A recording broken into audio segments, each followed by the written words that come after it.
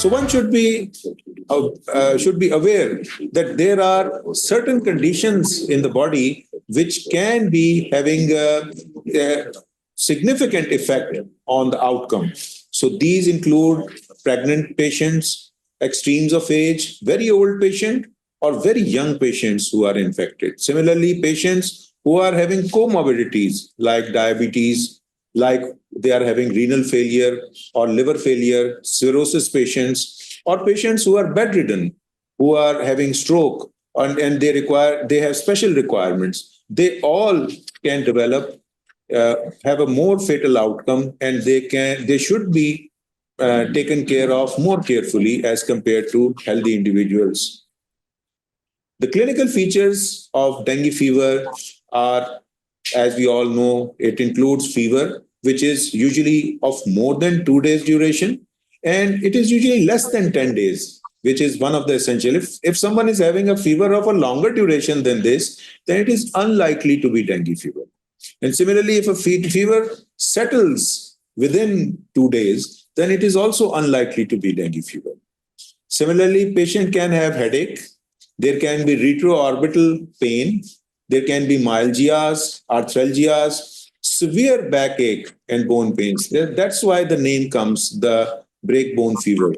And similarly, there can be rash. There can be early rash, which can be in the start of the viral infection. And there can be another rash, which can appear at the time when the fever is in the recovery phase. So there can be a recovery rash as well. So don't confuse a rash when someone is having a fever which is of just few days of origin. So this can be an indicator that this is a dengue fever. Similarly, bleeding manifestations, as already told, there can be epistaxis, hematemesis, blood in the stools, menorrhagia, hemoptysis, or abdominal pain. And similarly, decreased urine output despite adequate fluid intake. And irritability in the infants. There can be no symptoms in the infants other than the mother says that the child is irritable. This is one of the tests which can be performed in patients with the dengue fever. One can easily identify whether there is increased number of petechia in the available space, which can be checked with the blood pressure apparatus, and you can identify on the bedside whether someone is likely going into the hemorrhagic phase or not. Similarly, coming to the management of the dengue fever, details are going to be addressed later on during the presentation by my colleague, Dr. Somia. But there is symptomatic treatment, and then there is close monitoring of these patients, which is required. So this type of instruction should be given to the patients, and this is all available in the DIAG website. You can easily download from there, or you can get them from the DIAG main office. We can send them to you on the PDF file, as well as any copy if you want. You can get it photocopied. मरीज और मरीज के घर वाले दिन में 2 से 3 मरतबा मच्छर भगाओ लोशन का इस्तेमाल करें. एज टोल्ड, इसकी सिग्निफिकेंस क्या है? अपने आप को मच्छर के काटने से बचाएं. पानी और नमकोल डॉक्टर की हिदायत के मुताबिक इस्तेमाल करें. इतना ज्यादा ना इस्तेमाल करें कि उसकी वजह से लीकिंग की बढ़ने की वजह से थर्ड स्पेस में फ्लूइड ज्यादा चला जाए, और इतना कम ना इस्तेमाल करें कि यूरिन आउटपुट ही कम हो जाए. Minimum output should be at least 0.5 ml per kg body weight, which means अगर 60 kg weight है तो कम से कम 30 ml per hour urine output रहना चाहिए. Similarly, in case of fever, paracetamol की 1 या 2 गोलियां इन पेशेंट्स को इस्तेमाल कर सकते हैं.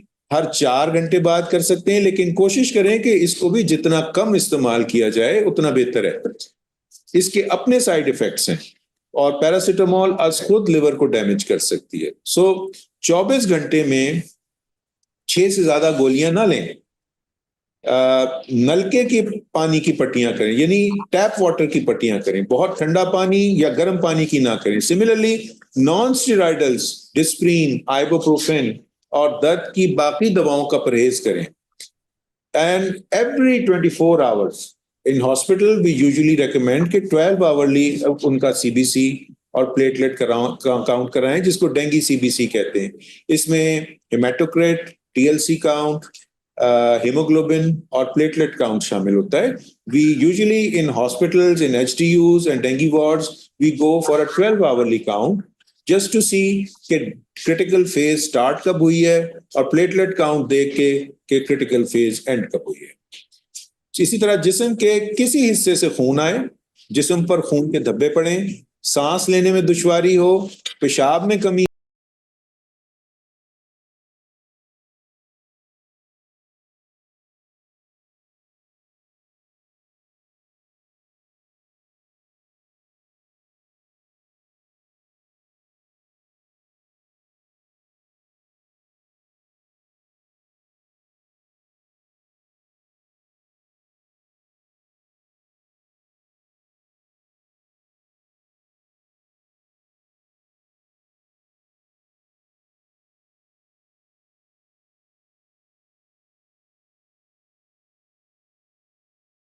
एक कंफ्यूजन पैदा कर सकते हैं कि ये लाल रंग जो है ये ब्लड की वजह से आया है या ये शरबत की वजह से आया है। सो उससे उससे परहेज करें। सिमिलरली हाईली सजेस्टिव जो फीचर्स हैं which are present in dengue hemorrhagic fever, they include disproportionate tachycardia, narrowing of the pulse pressure less than 20 millimeter, capillary refill time।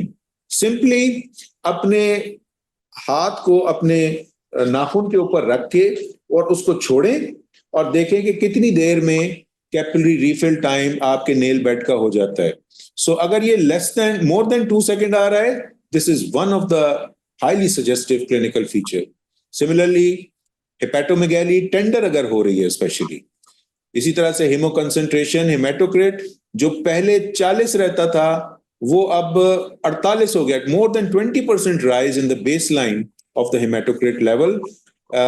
Patient requires some sort of support in the form of fluids. Biochemistry patient की इसी तरह से serum albumin के level अगर वो down होना शुरू हो जाए, विच इज एन इंडिकेटर कि लिवर इन्वॉल्व हो रहा है। इसी तरह से नॉन फास्टिंग कोलेस्ट्रॉल अगर if it is less than 100 और 20 मिलीग्राम फॉल हो जाए ड्यूरिंग द इलनेस।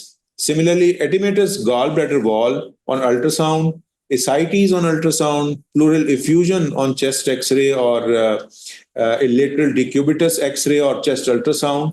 So ये सारे वो features हैं which are highly suggestive that someone is going into the dengue hemorrhagic fever or dengue shock. Pulse pressure कैसे major करना है ये आप देख सकते हैं। अगर हम इसकी लेस देन 20 है तो this is a warning. Basically अगर किसी का ब्लड प्रेशर 120/60 है तो आप देख सकते हैं pulse pressure, the difference between systolic and diastolic, it is 60। Similarly if someone is having 80/60 तो पल्स प्रेशर इज 20। इवन अगर ये ब्लड प्रेशर 120/100 भी होगा तो पल्स प्रेशर 20 रहेगा। सो पल्स प्रेशर की मेजरमेंट केयरफुली बड़ी इंपॉर्टेंट है during the monitoring phase of such patients. यहाँ पे आप देख सकते हैं कि डिएग ने जो एक फॉर्म ओ डिवाइस किया था under the chairmanship of professor Faisal Masood साहब, इसमें आप देख सकते हैं कि बहुत ही इंपॉर्टेंट है कि डेली मॉनिटरिंग डेज के हिसाब से पेशेंट के हेमाटोक्रिट की, वाइट सेल की और प्लेटलेट की जाए। और इसमें अगर जरूरत है तो हीमोग्लोबिन को भी साथ में शामिल करें। It will help you in not only identifying the start of the critical phase, but also conclusion of the critical phase and start of the recovery phase.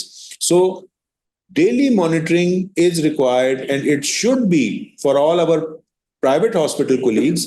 This is a mandatory requirement when you are admitting a patient in the HDUs or in your dengue wards.